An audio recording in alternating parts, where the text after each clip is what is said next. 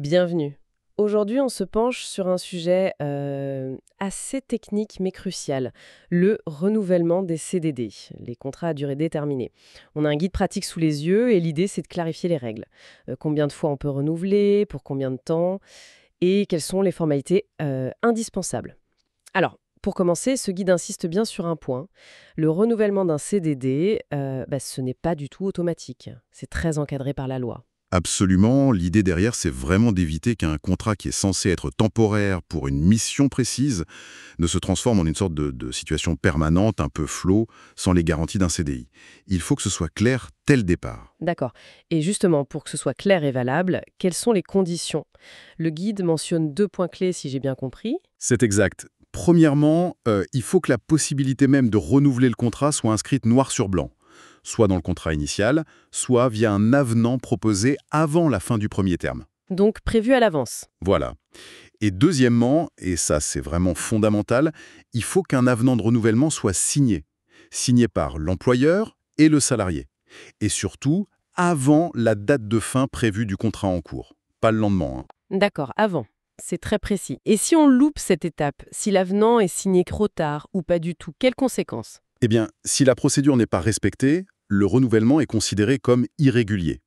Et là, le risque principal pour l'employeur, c'est que le contrat soit requalifié en CDI si le salarié le demande devant les prud'hommes. Ah oui, quand même. Donc la forme et le timing, c'est pas juste de la paperasse. Pas du tout, c'est essentiel. Bon, venons-en à la question que beaucoup se posent, le nombre de renouvellements. On peut renouveler combien de fois alors? Alors, la règle générale, celle qu'on trouve dans le Code du travail, c'est 2 renouvellements maximum pour un même contrat, CDD. 2 fois. Oui. Mais, et c'est un mais très important souligné dans le guide, il faut impérativement vérifier s'il n'existe pas une convention collective ou un accord de branche applicable à l'entreprise ou au secteur. Ah, et ça peut changer la donne. Complètement. Un accord de branche peut prévoir plus de 2 renouvellements, ou parfois moins, ou fixer des durées différentes. Donc la règle des 2 fois, c'est la base, mais il faut toujours vérifier ces textes spécifiques. C'est vraiment du cas par cas selon les secteurs. D'accord, donc premier réflexe, vérifier sa convention collective. Oui. Et quid de la durée totale? Parce que même si on peut renouveler, j'imagine qu'il y a une limite dans le temps. Tout à fait. La durée totale du CDD, en incluant le ou les renouvellements, ne doit généralement pas dépasser 18 mois. C'est la durée maximale standard. 18 mois. Voilà. Mais là aussi, attention aux exceptions.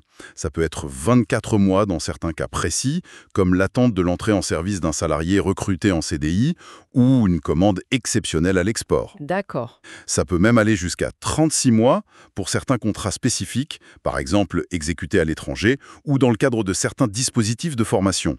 Et bien sûr, si le CDD est conclu pour remplacer une personne absente, il peut durer le temps de l'absence, même si ça dépasse 18 ou 24 mois. Donc c'est la durée initiale plus les renouvellements qui comptent pour ce plafond. Exactement.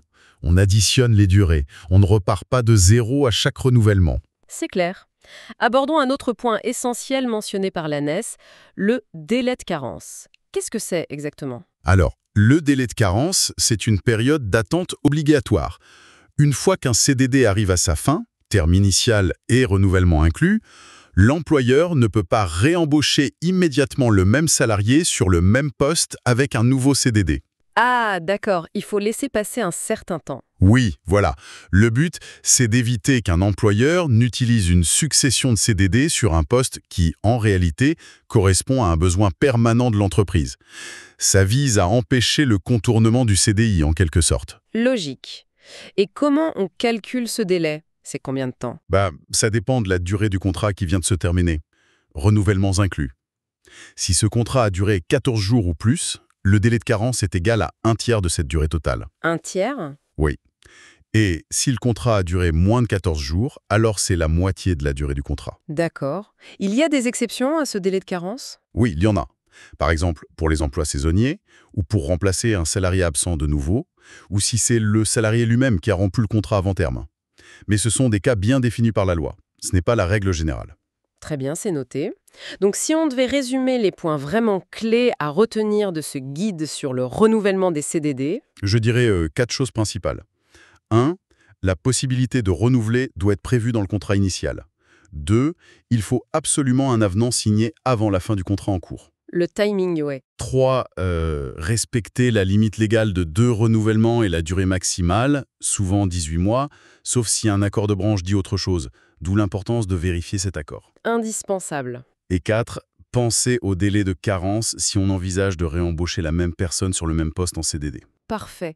En gros, une grande vigilance sur ces aspects formels et temporels est nécessaire pour sécuriser la relation et éviter les problèmes. Exactement. C'est une sécurité pour tout le monde, ça clarifie le cadre, ça évite les litiges potentiels et notamment ce risque de requalification en CDI qui peut coûter cher à l'employeur et qui crée de l'incertitude. Et pour terminer, peut-être une question qui va un peu au-delà du juridique pur.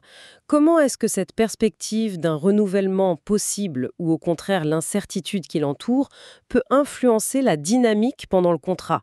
Je pense à l'engagement du salarié, la relation de confiance avec l'employeur. C'est une dimension plus humaine, non? Ah oui, tout à fait. Ça joue forcément.